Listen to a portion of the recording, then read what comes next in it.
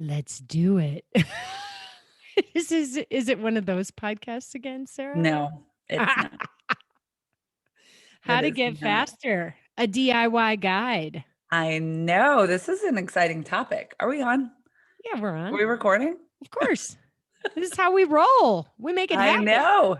Nicole, I'm excited about this one because I really don't know much about how to get faster. Like, this is totally your jam. You are like fast at everything you do. You are a fast swimmer.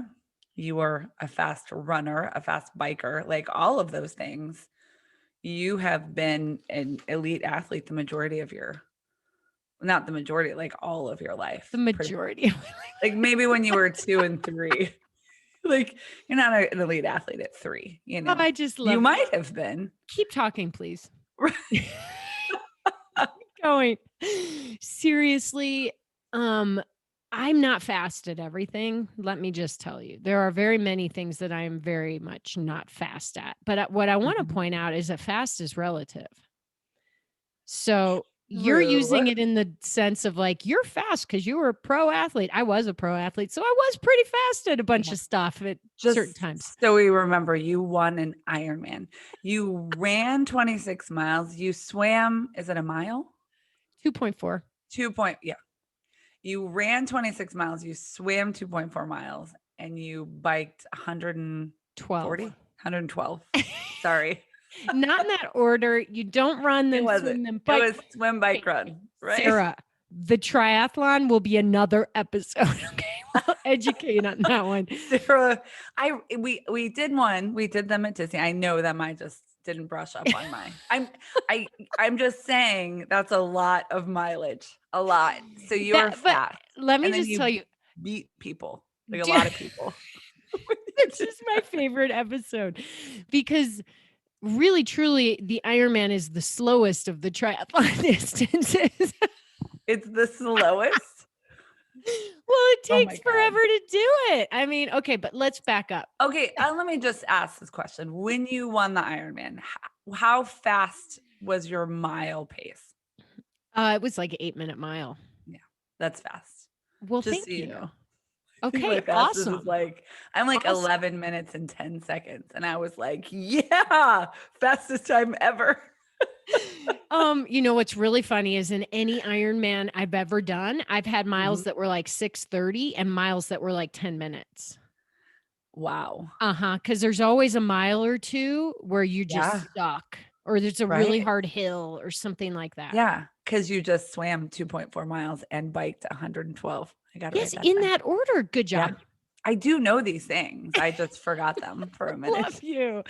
Well, it's interesting because what I actually want to back up again and say fast is Mhm. relative because Agreed. for me, fast was a certain speed, right? Mhm. That could be 6-minute miles or faster at times, depending on Right. the race.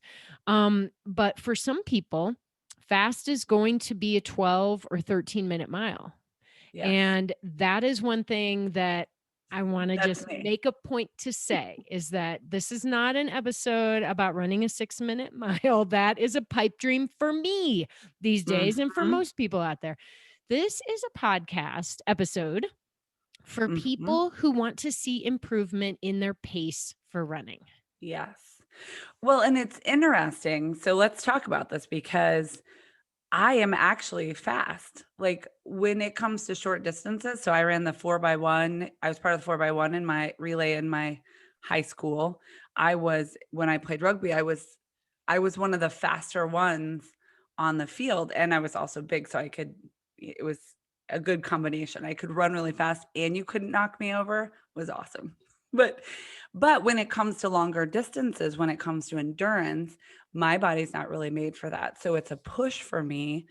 I'm a sprinter in one fashion, but I'm not in another. So I think bodies are just really different. And part of the reason I said, hey, Nicole, I want to do this episode with you. We actually have our Fitter, Stronger, Faster challenge. It's going to be the second year that we do this with Zuma. And part of the reason it's actually that challenge has been a couple of different things. At one point it was like spring cleaning, like cleaning out, your eating and your habits and all these things. And nothing really stuck until we hit this fitter, stronger, faster, because it's a question we get asked so many times. How do I get faster? And then we also have noticed the number of injuries that have come when people are not strong, when women are not strong in their core and all the right parts. So that's partly why we created that challenge. And then I was like, Nicole, you're fast. Maybe you could tell us. Well, and not even just that. You are you are an elite athlete, which means you have had to focus to the nth degree to get fitter. Like you don't say, "Oh, that's cool. I'm going to aim for like an 8-minute mile." You're like, no, I will be running a 7-minute, 48-second, and 12th of a second mile in order to be my competitor. Like you have to do that, which means you have to have some really solid strategies in place to get to there, which I think is fascinating. And I will stop talking so you can tell us all you know about getting fitter and stronger and Well, I faster. love this. I love that you naturally landed on the concept of fitter, stronger, faster, because faster doesn't work alone. And we're going to talk about that Mhm. today. Also, I want to point out that the more, I would say, more assured way of getting faster is Mhm. to get yourself a coach, a guide, or a mentor. Mhm. Somebody who knows exactly what they're doing, who can help you, because getting faster is a very individual pursuit. That's true. So, having that expert guide you is going to help you ensure your success. Yes. But there are many people out there who are faster curious. And so, if Yes. it is not possible to invest in a coach or find somebody who's willing to give their expertise to you, we're going to call this a DIY guide to getting faster. Mhm. There's Yes. DIY for everything. Why can't we do it ourselves a little bit? Right.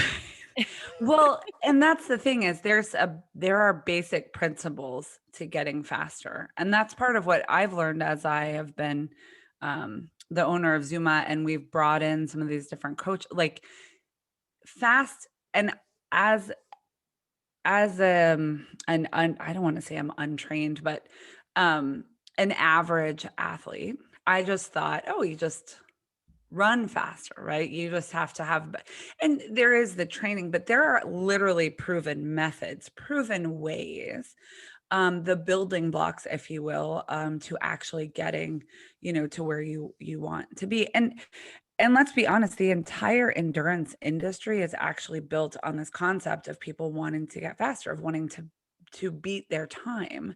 Um, you run a race and then you're like, "Oh, that was awesome. I want to do it again, but I want to do it faster."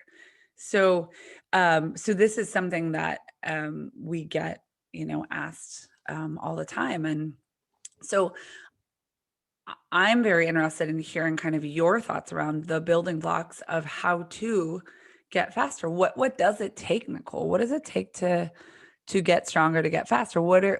How are the ways that you did it? Well, I think the first thing it takes is a commitment. So, first of all, let's just say if you're brand new to running, this isn't for you. You need to Mhm. have some running under you. And we're talking about this with the foundation of running, but most of these principles can apply to other sports. But I also want to make this point. A given course on a given day on a given year may Mhm. yield a different time result, even if your effort is the same or if you are faster. You may be Mhm. faster the next year, but it was windier, it was freezing cold, it was way too hot. Conditions happened so that your time Mhm. doesn't necessarily reflect that. So there's also this gray zone. It's not a Yeah. perfect science. There's a lot of factors at play. And I think that's a big thing is you've got to give yourself a little bit of grace here as you're attempting to improve your speed. But what you also mentioned ties into our habit Mhm. discussion. I mean, we're talking about a craving here, a little bit of an addiction, you know? Oh, absolutely. The cue is I'm going to do a race. The behavior is you do the race and Mhm. the result is you feel great. And Right. so the craving becomes I want to feel greater and feeling greater means I Yes. want to have a better result. So if you are at a place where you're ready to test yourself and push yourself and see how much better you can be, I think this will be a fun and basic episode for you to listen to. So, Nicole, you bring up an interesting point. So, at what point are you considered, if I've been running for a year, if I've done a 5K, like how do you sort of assess a base level at which point you're sort of um ready to take on some of these things? Well, I actually think it probably has to do with whether you are a person who enjoys events and races, and if getting faster is going to be measured by doing an actual race. Because you Mhm. don't have to do a race to measure if you're faster, but you True. need to do some kind of workouts to get a gauge for that. So I think most people listening are probably going to want to set a goal race. Mhm. So, as part of this process, there are a few needs, right? First Mhm. is let's set your race. And so, to your question, if you've never done a race before, well, guess what? You're going to PR. So, Right. maybe if you've already done a race or two or 10 or 100, maybe it's time. Mhm. I think that's when this can be effective for you. That So, makes yeah, sense. cool. Okay. So what you need is some kind of goal to strive for. Mhm. You're going to need commitment. It's going to take Yeah. some effort to get there. You are going to need a schedule and a calendar. You're going to need Mhm. to abide by a calendar. If you are not a calendar person, like it's going to be hard to do this without. And you're going to need to have the discipline to do some kind of journaling or logging, because if you try to keep all that training in your head for the Mhm. 3 or 6 months of your training plan, I think it's gonna be very hard. It's much easier if you write it down and you can see what's working and what's not working. And the final thing is that there Mhm. is no magic pill to getting faster. You can't buy your way. You can't buy those new shoes Yeah. and then just run 3 minutes faster, I mean, just okay? because 'cause they're prettier than your old They're ones doesn't prettier. work? Well, there's the Nike ones that were, like, in the Yeah. Olympics, and they're like, "Yeah, everybody just ran, like, 4 seconds faster per mile." And, like, they have proven that this happens, but the truth is there really is not a magic pill. And if you rely on that stuff, you buy Mhm. your way faster, it will come back to bite you because 'cause you're not actually getting faster. You're just getting Right. better equipment. So in order to the only magic pill I would say that works is consistency. That is actually there is a Yeah. magic pill. It's called being consistent. The power of persistence. It's very close. It's the Keep same. showing up every day. Every Well, podcast we do backs up the one before it. I know, right? Well, it's because 'cause they're So, all basic, yeah. concepts and ideas. Okay, so this is interesting because I think I've hit on a number of reasons I was not successful. Number 1, you have to schedule all these things out. I think I did this before I had children, but I really can't, I'm not sure I can remember back that far. And a journal, and then commitment and consistency. So these are the things you need. And we talked about a goal, right? Setting a Yep. goal. Yep. Okay. Now, are you going to talk more about the schedule and the journal? I don't want to like I steal your don't thunder. I don't necessarily, because I'm not going to give people a training plan because I don't know what they're training for, a 5K, a 10K, a marathon. I've coached many people. I've coached myself. I've Mhm. been coached by many people. And it's very individual on what your goal is. So I'm not going to lay Yeah. that out. But what I will speak to broadly is Mhm. that within your training plan, you will have periodization. If it's somewhat standard plan. The first Okay. part of the plan will be laying the base, putting the hay in the barn. You're going to be doing the foundation work and building yourself up so that you do not get injured. And then in the second part of your training plan, you're going to focus on strength. You're going to do more strength Okay. work. And in the third part of your training plan, you're going to do more speed work. And then there'll be a taper period, and it will all magically come together, and you will be Interesting. So amazed. you're saying in an overall training plan that you lay the base, build your strength, and then you do the speed work. Yes, I am. Also, these are all blowing my mind. I know I should know all these things. I've run a number of half marathons, but Well, here's a, maybe what there everybody has different philosophies, but that's kind of a general rule of thumb.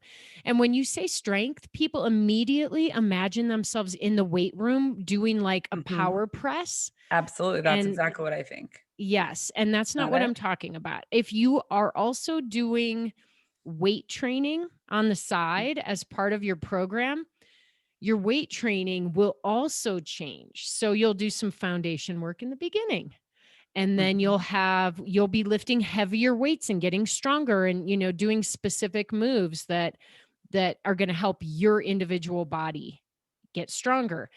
And you will probably suck at running during that part because you're tired. Your Interesting. muscles are getting stretched in a little different Mhm. way. And then you're going to switch it up and you're going to do faster rep, less weight. And Hmm. you're going to basically do speed weight training. And then you're going to Mhm. taper. And the taper is truly the magic. We should have like a whole episode on taper We should. because I'm we're not going taking to, a lot of notes, just so yeah. you're aware, I'm taking a lot of notes. So I have a what part of what I think you're saying here then, and it's not just the scheduling the workouts, but it's really picking a comprehensive plan that covers all the things that you're saying. It's not getting faster is not necessarily, okay, let me add some speed work into my run every week.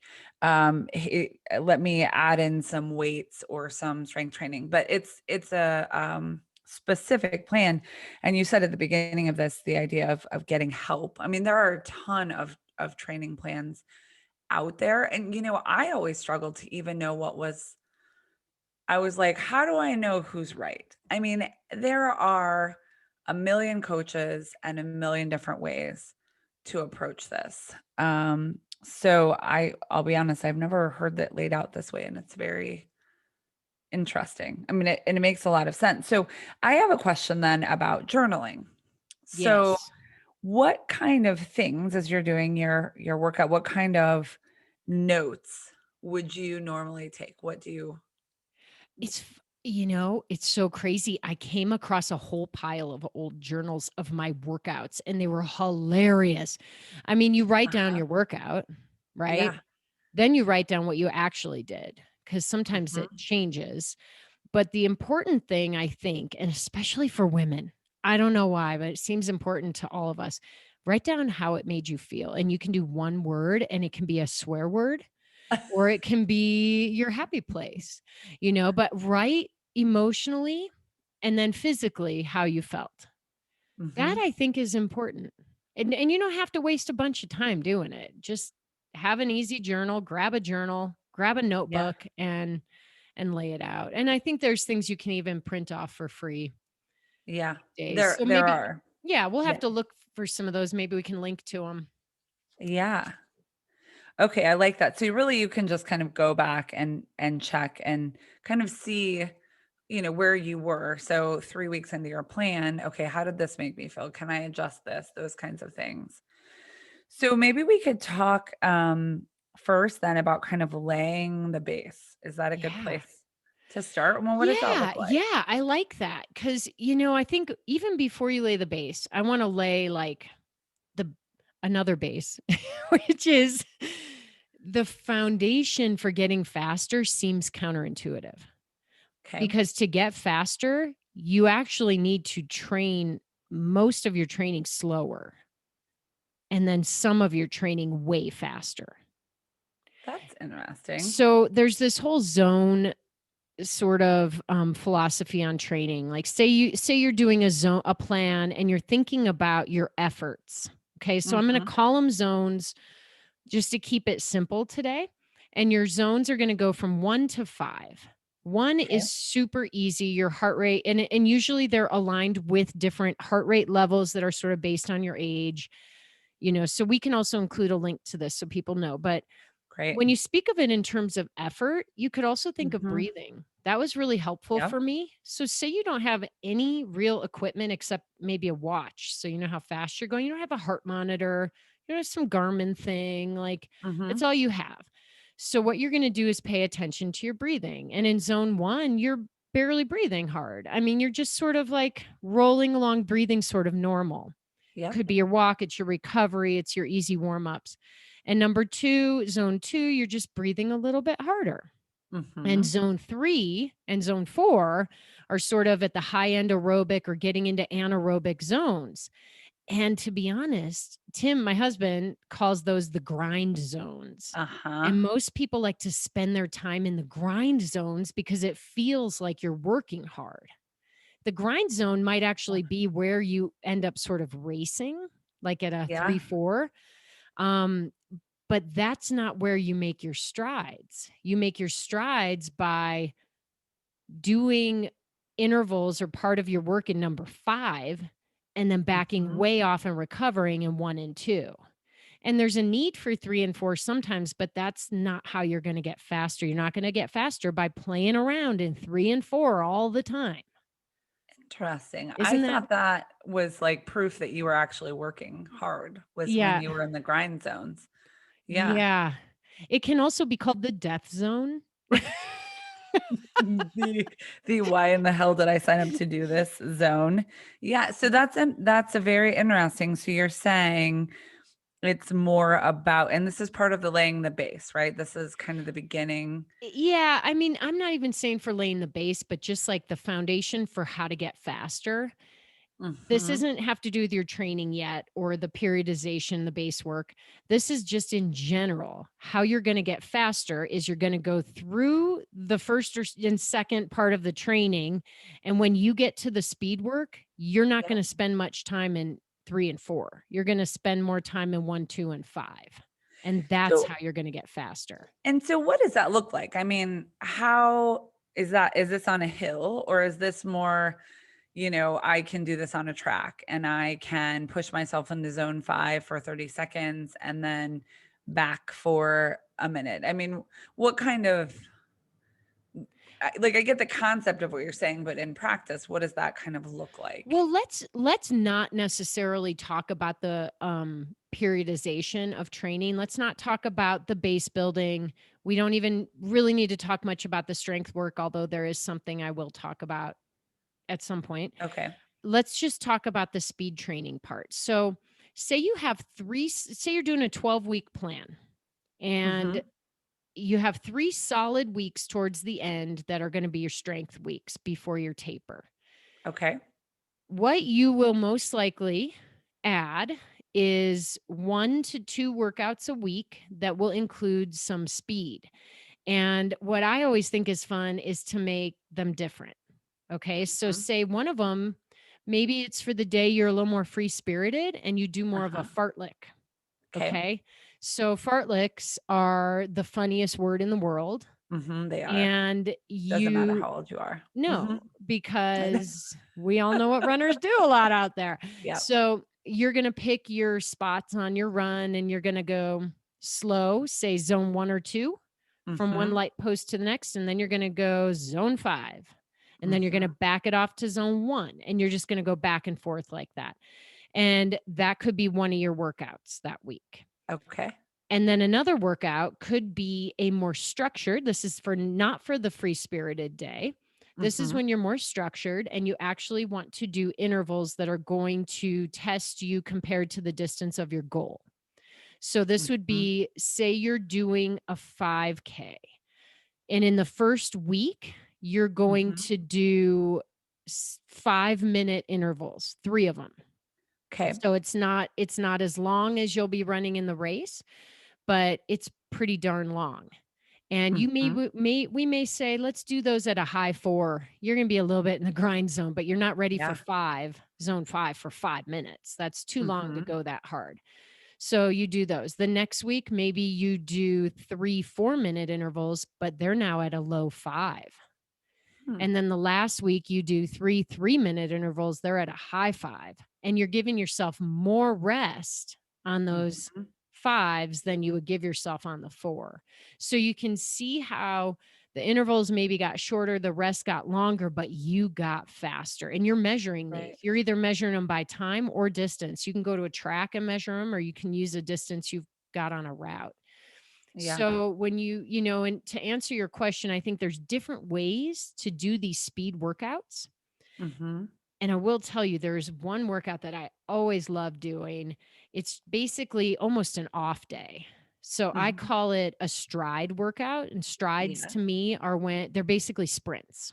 Mhm. And I always imagined Carl Lewis with his beautiful stride. I don't know why I imagine a guy, I should imagine Yeah. a woman. Anyway, we'll come back to that. I don't want to He imagine does have a Marion beautiful Jones stride though. anymore. Marion Jones ended up in jail. I can't What? imagine her running anymore. Okay, so let's keep imagining Carl Lewis, right? Let's Isn't that go the with right? Carl. Yeah, we'll I go with think so. Carl. I don't know. I'm gonna have to Google it. I can't remember now. Yeah. Mhm. Oh my God, you're not that young, are you? I think, well, I know the name, but I don't remember the, press release about her being in jail. So Oh yeah, she got busted for drugs. what is Yeah, it? this is a whole nother episode we could also do Wow. because her husband was like coaching her. And then I don't know if he went to Oh, jail too or if she got the yeah. rap. And then I heard she had to go into solitary at some point. We need to get her on the show. She can share her story. I remember her now. Okay. Yeah. The pressure on those women and men is insane.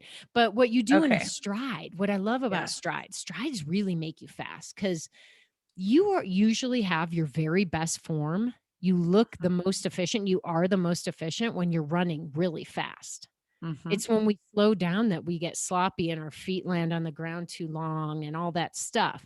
But when you're running fast and you're keeping up that clip, that's an efficiency thing. So Mm-hmm. it's good to practice doing that. You just can't sustain it very long.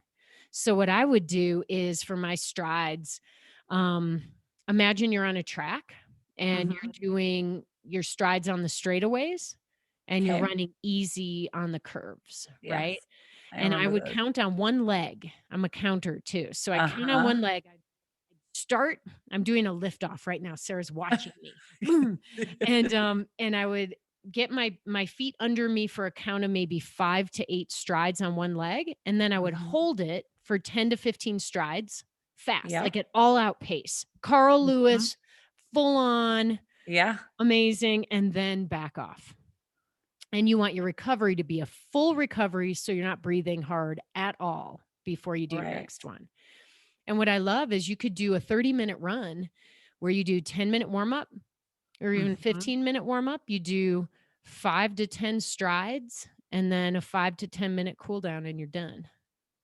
It's That just it's kind of a sounds like nice great. like could be a Saturday workout, just a little like sharpener. It's a sharpener. The strides are a sharpener. So I think this is interesting what you're saying, is that part of the way that you get faster and stronger is not necessarily grinding it out over a long time at a fast pace, but pushing yourself to points of intensity and then backing it off, and then pushing yourself again and then backing it off. And that is actually a more effective and efficient way to build your endurance and really because that's what being faster is about is your ability to stay faster at a longer period of time and it's not necessarily your training doesn't necessarily have to match race day. So you don't have to run as fast in your training for the same amount of time that you are going into your actual race. In fact, that's almost counterproductive. You're saying you're push yourself back off, schedule these workouts in. And then when it gets to race day, you have prepped your body in a way that you can push it longer. It is ready for that fast. Am I getting that? Am I hearing Yeah. what you're saying? Yes. And I think the point is you're going to be doing efforts that are way harder than your race day. And race day is probably going to feel easier because of Oh, it, because you put yourself in the pain zone, yeah. and you learned how to deal, but you won't be going as long. You won't be doing Yeah. those really hard efforts as long Yeah. as your races. But there's two things I think that have to come first. And these are the Mhm. things you work on during your training in the build up to your speed phase. And the first is your form. I Okay. and I've thought a lot about this because there's about 500 things you can talk about. It's overwhelming. I don't Mhm. know about you. Just so you know, I'm pretty sure we've landed on the topic for your book. So you were gonna tell your story, but I mean, I think you should This talk is about this. it. Yeah. DIY Can guide, man. can you, by the way, what does periodization mean? What is that? I am so sorry. Everyone's probably thinking about tampons and menstruation right now. No. This is horrible. I thought of a I periodic table. Maybe everyone else listening knows this. This is why we're good. You're like the expert and I'm like the Man, dum dum over I'm here. such a jerk. I just like rolled over No. that. No, It's but like okay, so periodization is planning out your training into blocks of training that into subsequent blocks of training. So the first block of training on a Mhm. 12-week training plan would be laying your foundation, your base building. The second block of training is going to be focused on strength work. So we're about to talk about Mhm. that. And the third block of training is your speed work. And at the very end, you back off on all of it and you have, your body and everything comes together perfectly on race day and you have a magic Right. day. So the two things that I was going to talk about were the first two parts of the periodization. So in Great. form is something you can always be thinking about, but when you're starting, it's even more important. And I don't know about you. Maybe this Mhm. is a good question for you. I can only think about two things at once for my form in anything I'm ever doing, and one thing is even better. If I try to think about more than two things, I can't do anything. And this Mhm. goes for any sport, swimming, cycling, running, surfing. Oh my God. All I can think about on surfing is look where you want to go. Like I can't Yeah. think about anything else. So, what about you? Are you someone who can like think about six different things with your form, or do you have to focus? It's I would imagine, like it's been a while since I focused on my form. Probably I would have to narrow that down. It's like rubbing your stomach and patting your head. Oh, I'm doing it. Not very well. Okay. Well, now you're a Maybe I savant. can do too. You're I amazing.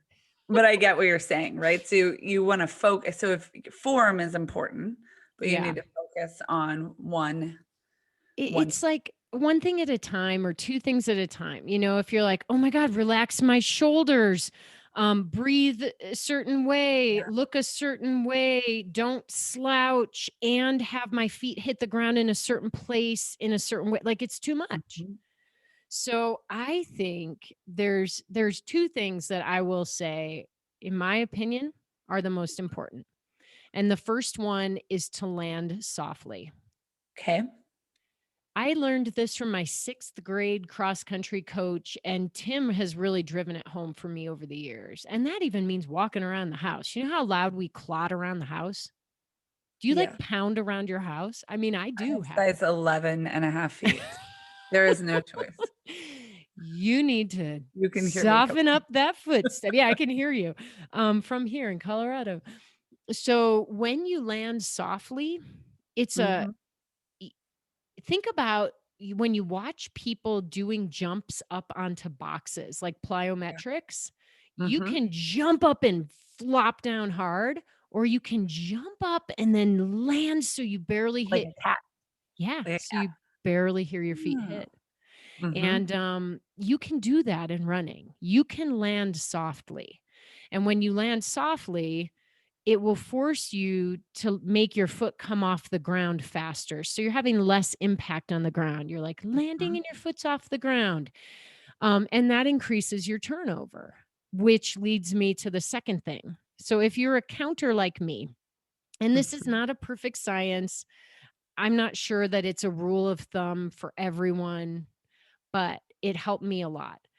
When I first met Tim, I was just out plodding along. I was kind of a fast runner still, but Mhm. I was loud and my strides were really long.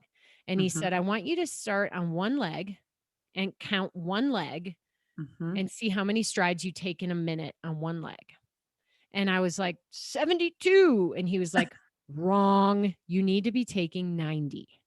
90 Hmm. strides on one leg is the average for most people to have an efficient stride. And they say 85 to 95. You could stretch it to 80 to 100 maybe. But the best runners in the world, your stride can be very long, but you're Mhm. still that You're means you're turning turning it over over. faster. So, and when you're going really slow in zone 1, you're like a little mouse. You're like Fred Flintstone with his little like legs under the car. Right. And so if you want to play with that, I experimented with it when I first met Tim. It is so hard at first. Old men in, tracksuits pass you. Okay. Huh? And you're sitting there going, I should be way faster than this. And I'm breathing really hard and there's a lot of effort. But then it kicks in like a few Yeah. months later. And that's the commitment and the consistency. So if you want to play with it, count your Mhm. strides on one leg. But the trick is that the second the minute is over, don't immediately like breathe out and then go into long strides. Okay. Like keep your stride, Yeah. make it what you usually do. So count your strides on one foot and just see where you are and see if you can get yourself closer to 90. So I'm interested to know from other people, um, listening for our to our from our listeners, and I would love to read your comments, in regards to this. So I don't know I don't know any of this that you're telling me, and I'm wondering the world, this is the basics. What you're talking about is getting faster doesn't necessarily mean, um, it doesn't necessarily mean, speed workouts or pushing yourself. It's getting the basics right, having the right form. And it sounds like we should probably dedicate an entire episode to form because you said some things about shoulders and breathing and like all Yeah. those things. Yeah. Yeah. And, it's as simple as landing softly, Land softly. turning over quickly, Mhm. propelling off the foot and getting your next stride in. So the more strides you can get in per minute, technically, the more efficient and faster that you are. Well, and it's not necessarily faster, but it's more efficient because what you want to say is like, I'm going to go 10 meters in a minute, or I'm Mm. going to go 100 meters in a minute. That's actually really slow. Both of those things are very slow, but you get my point, Yes. So you're going to still hit 90 strides, whether Mhm. you're going 10 meters or 100 meters. You're just Right. taking tiny little baby steps and you won't even be breathing Yeah. versus longer strides to hit Yeah. the distance. So it's kind of a But it's weird. the basics. I mean, Yes, it's the this is the basics. basics, Yeah, Nicole. you're I right. mean, I really have just thought my entire life that didn't push myself hard enough. That's why I couldn't get to the levels that I wanted to be. And if I just were mentally tougher, this is like the truth about how I've felt about. And I read books. Did I had coaches and obviously not very good ones. I don't know. Maybe I didn't pay attention to them, but But every these coach is different too. yeah. And we have time to share a few things today. And Yeah. so I do think you're right on. Like when you start your training, think about the basics. And if you Yeah. want to focus on one thing with your form, land lightly. And if you want to Yeah. focus on two things, try this 90 strides a minute. And if you want to focus on more, then give us a call. Yeah. If you wanna focus on 3 things, tune into our next podcast episode about the about the basics of form. Actually, Yes. we do cover this in Fitter, Stronger, Faster. This is part of why Coach Marsha puts together There are drills that she puts together and form drills and things like that because of the basics of what you're talking about here, Nicole. So now I know we are Mm. getting close on time and you have another level in the periodization of the training. Yes. So I Yes. don't want to miss that because No. now, so we talked about, I just want to make sure Okay, I'm bring it. hearing this correctly, right? Uh-huh. So in any good training plan, you're going to have a base level in which you want to really focus on the form, right? That's the Yes. and building your base level of running, mileage, those kinds of things, right? Yeah. Focus Yeah. on the form, get the basics right. Yeah, Then get your body ready so that you can hit the strength phase, which is what we're about to hit on here, and yes. not get injured. And actually, by doing the strength phase, you're going to get stronger so that then you will not truly won't get injured in the speed work that Yes. comes Which last. let's talk about the fact, well, we don't have to talk about it, but let's agree that there are a number of women who have, due to lack of core strength or strength in general, there is a number of injuries that can happen. And that's where some of the, and I know you're going to focus more on strength through running, but some of the cross training, some of the core strength is so key to being able to run and stay active for a long time. So would you agree with that? Yeah. And I mean, I'm That just going to long-winded say, statement? Yeah. like, damn you, core. Why do we have to spend 20 minutes every day doing these Oh, stupid core exercises? But we do, because when we do them, we feel better. And I don't know yeah, if you're like me, but sometimes I take a week or two off and then I'm like, my back hurts. Why does it hurt? Well, I stopped doing the thing that made it feel good because it was feeling yeah, good. So I thought yeah, I could stop doing the thing. yeah, Uh-uh. yeah. Keep it up. Well, and and I know not all of our listeners are mothers, but there are a lot that are. And there is a major change that can really happen to your body in that time where we lose a lot of strength and we don't have the time to focus on that core anymore. So I think that's partly why women struggle with this in general over time.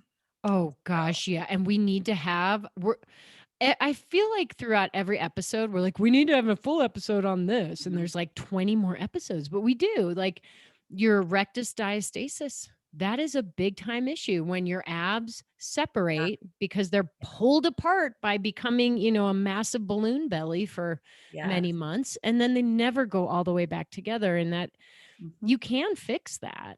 But Yeah. it's That's we another don't episode it though. is, and most of us have no idea how, so we need helpers. No, And we should. it's not just about Kegling. This is not a Kegels solve everything. You're like, "What's Mhm. wrong? Just do some Kegels." Nope. You gotta No. do some other serious work for this. Yeah. And join us for Nicole's book that she'll soon be writing about all of these topics. Okay, so let's talk about strength. Okay, so as you said, I'm not going to talk about getting in the weight room. That might be part of your plan. If it isn't, and what you're doing in your plan is just running, then what I'm going to allude to here is going to involve hills. Some people Mhm. live in places like Florida, Where we like don't the have help. land of Florida, where you don't have hills, but you have bridges. This is the We funny thing to me. Anytime I visit Florida and Georgia, they're like, let's go run the bridge. But you have a bridge or you have It's really treadmills that just go an up. on-ramp. It's an on-ramp. It's an Let's on-ramp. You yeah. have slopes, you have stairs. Some of you have Colorado Rocky Mountain trails that go straight up and you can do like steep outdoor hills. Um, what I love to do during hill training, if ideally in that part of your training plan, you would have maybe Mhm. 2 hill workouts a week. One Okay. I would call a hilly run and one I would call hill repeats. Now, can And I ask a question then? sure. So during this part of the training, you would put the hill workouts in, but when it came to speed, you wouldn't necessarily continue your hill workouts. That's a fine line. You could, Okay. or it could be a little crossover. You could have like a week where you do one hills workout and one Mhm. speed workout. So you're kind of Okay. mixing it up. But, when You you're really wouldn't getting focus on it in the same. You're right. gonna build strength in the middle of this Yeah. for some of your hill workouts. Yeah. Okay. Yeah. Okay, go on. And so there's a couple ways to do hill repeats. You could just find one very long canyon and go run up it for 45 minutes or whatever your, time Yeah. is that day, and then run down. And the down is important. So the Mhm. very first marathon I ever did was Carlsbad. What was it? It was in Oh. January. It was in Carlsbad, I think, San Diego area. Mhm. And I was like feeling great. And at mile 8, my Mm, quads just started to blow up on me. And I finished the marathon in, I don't know, mhm. maybe like 3:30 or so. It wasn't even that slow or anything. It was a great time for a first marathon for me. But my quads had blown up because I didn't do enough work on the roads. I was on all trails. Mm, My body was used to being on soft surfaces, and I didn't practice running downhill hard enough. mhm. Downhill running is as important as uphill running. So you Interest want to make sure that you're thinking about both. Okay. Um, and so you could do one long, slow uphill and then one long roll down, you know? Yeah. Or you um, could do multiple, right? So in Florida, Correct. where our Yes. hills are short, Yep. you can go up and down and up and Yep. down if Yep. And what okay. you want to do is make sure that you are working those hills in a way that makes sense with your training. Maybe the first one you're going up easy. You're like, okay, that was a 5 minute effort. Next time I'm going to try to go for 30. The third interval, I'm going to go 4. And on the Mhm. fourth interval, I'm going to go as hard as I can. And Yeah. maybe the downhill on those is easy. But you can also play around with it and on other days do all the uphills easy and run the downhills faster just to Oh, give yourself that sense. okay. You're still getting the strength work in. You're not Mhm. necessarily, crushing yourself. You don't need to be in zone 5 on these. This is about Yep. building strength in your body. So, strength work is fun. You could Mhm. even do something like a run where every hill like a fartlek kind of run on your free Okay. spirit days. So, Mhm. you like the structure. I like the free spirit days. I'm gonna go Right. for a run, but every time I see a hill, I'm gonna run up and down it twice Mhm. and then keep going until I see the next hill. So you can do days like that as well, which I think help keep it fun. Yeah. Now let's say that you're inside on a treadmill. You can still do this on a treadmill, right? Yeah, you Especially totally in the middle can. of winter when this is. Yeah. It's just a matter of bringing in those hills. And what about, let's say, if people are trying to do anything low impact, can you do this through biking? Like through, can you do bicycle with a Totally. heavy, Totally. more You just tension or whatever that you is? just go up and down hills. I mean, that's it. And Yeah. most people have indoor trainers. You can simulate the hills with, harder resistance. But yeah, you can absolutely do the strength work in any sport. You just have to tweak it for what Yeah. you have available. You're kind of looking that burn like when you I know that feeling so well, right? When you're like, "Oh my," it's different than when you're running fast and like then everything's hurting, you're breathing heavy, you're sweating versus like that your body, your legs are just like, "Oh my God, what are you doing to me?" And then you ease off and it's like, "Oh, it's the best feeling in It's the the world." best feeling. That's what you're talking about in here because that is building strength, Yeah. which is that final building block before you move into the speed piece of it, Yeah. where if you're saying if you have that no, sorry, I think you were gonna say something. I Well, can no, keep it just hit me that like you go into these strength days or speed days kind of dreading them sometimes because they're going to hurt. But what we're doing is releasing endorphins all yeah, throughout an entire workout. And by the end of the workout, you're almost always sort of on a high. I mean, your yeah, body is exhausted, but you're yeah, like, that was amazing. So yeah, you can kind of get addicted to these workouts. And the a danger for a lot of really overachieving people is that you're going to want to do this kind of thing every day, but you have to take your easy days in between. And we talked to Coach Marcia about that, yes. a couple weeks Honor thy ago or recovery. whenever that one was. Yeah, and the recovery workout and episode. And Yes. And Marsha talked Yeah. Well, and Marsha talked about how when she actually did fewer workouts, made sure she was recovering, she got faster, she dropped weight, she had done a lot of good things because it was the right mix of everything. And the same plan doesn't work for every person. That's where you were saying at the beginning how important it is to journal these things. And I would imagine it's important too to watch your body over time if it, if you are actually getting faster, if you feel good or if you don't feel good, or what's happening to your body, because every person is individual in how they react to You're different things. right. I mean, at the end of the day, this whole process is about your relationship with you, your Yeah. relationship with your own body. When you tackle how to get faster DIY, you are Mhm. going to be pushing yourself to an edge and backing off, pushing to an edge and backing off. And the goal is not to tumble over the edge. And that is where your relationship with you, your ability to listen to your body really becomes of utmost importance. Absolutely. And I I think one thing I want to make a mention of as well is you in knowing your own body, you have to know when too much is too much. You this, Nicole and I are having discussions here, but we're not necessarily providing medical and training advice. So we encourage you to seek out, just like you said at the beginning, seek out others, seek out coaches, seek out groups to help you continue to provide the tools and learn read books, those kinds of things. So make sure that you're doing that and listen to your body when there is real pain, you need to stop, and if you're really looking to um, push yourself, certainly see a doctor first. Check your vitals, make sure everything there is good, because you are pushing your heart, you're exercising everything, and you want to make sure that you're in a healthy spot to do so. So there is all of our, basic. And now we are Gotta covered, cover and those you bases. cannot sue us.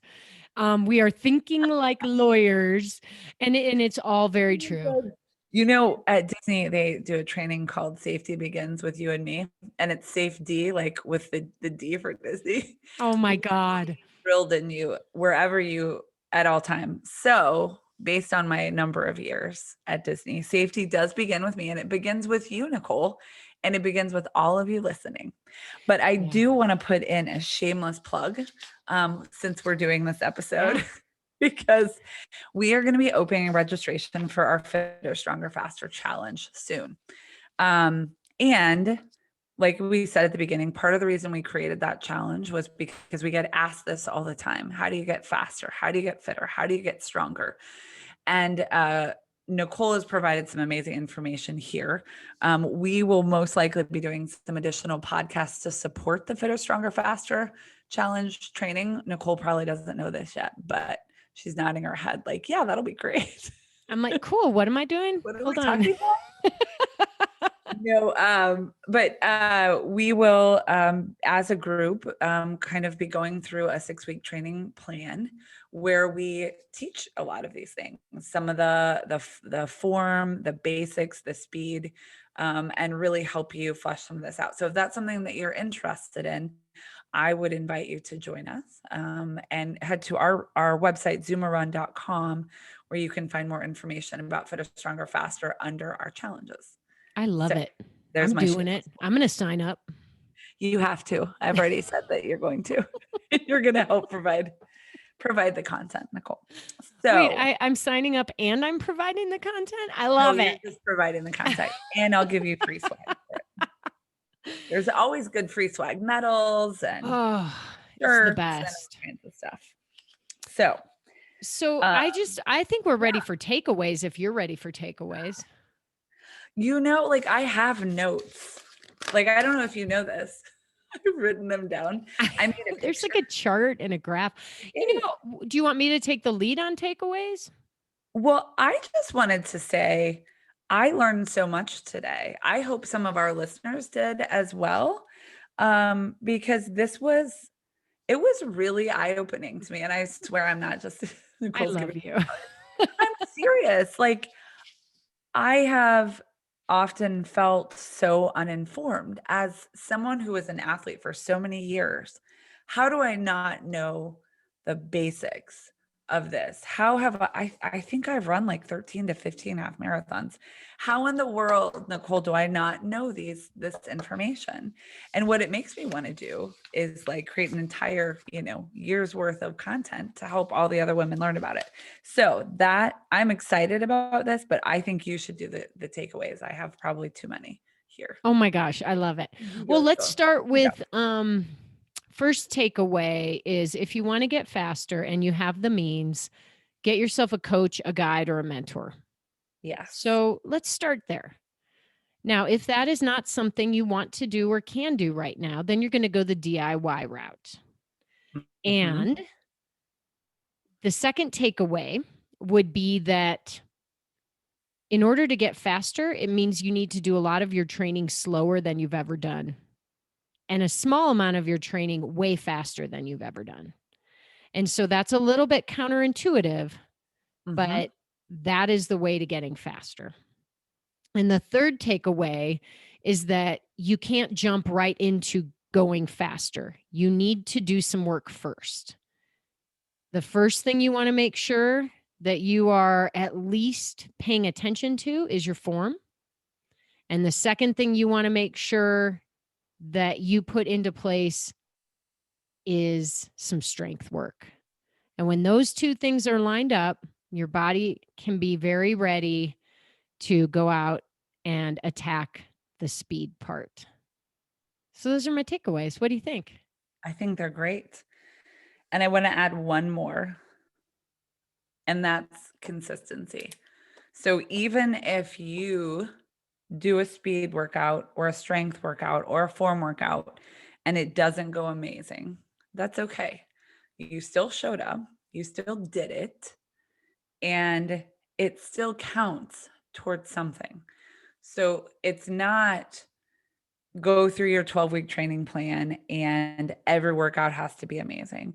Go through your 12-week training plan and show up for your workouts. Put them in to the best of your ability at that time.